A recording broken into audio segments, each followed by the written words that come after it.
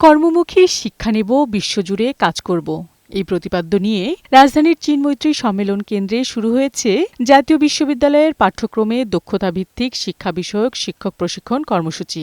সকালে প্রশিক্ষণ কর্মসূচির উদ্বোধন করেন প্রধানমন্ত্রী তারেক রহমান।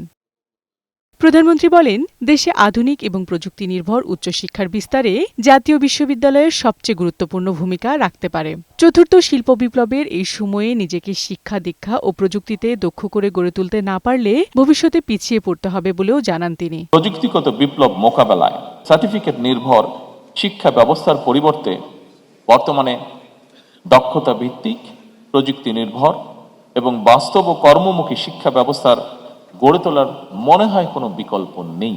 এমন বাস্তবতায় বর্তমান সরকার অগ্রাধিকার ভিত্তিতে প্রাথমিক পর্যায় থেকে শুরু করে সর্বোচ্চ স্তর পর্যন্ত শিক্ষা কারিকুলামকে বাস্তব ভিত্তিক, বহুমুখী, কর্মমুখী এবং প্রযুক্তি নির্ভর করার কাজ ইতিমধ্যে শুরু করেছে।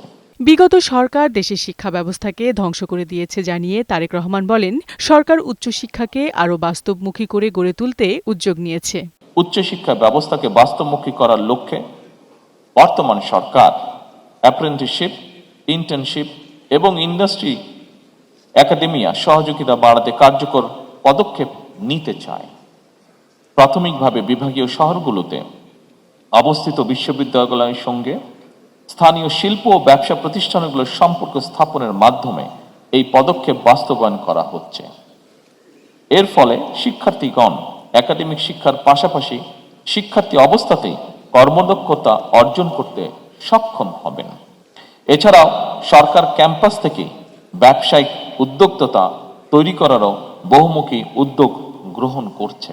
দেশের তরুণ সমাজের প্রতি আহ্বান জানিয়ে প্রধানমন্ত্রী বলেন, প্রযুক্তি নির্ভর জ্ঞান অর্জনের পাশাপাশি নিজেদের মানবিক মানুষ হিসেবে গড়ে তুলতে হবে।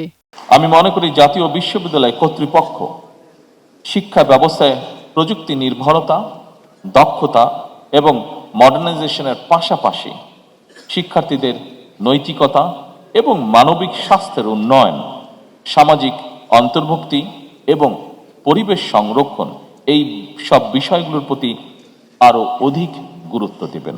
জাতীয় উন্নয়নের স্বার্থে সকলকে ঐক্যবদ্ধ হয়ে কাজ করার কথাও বলেন প্রধানমন্ত্রী তারেক রহমান।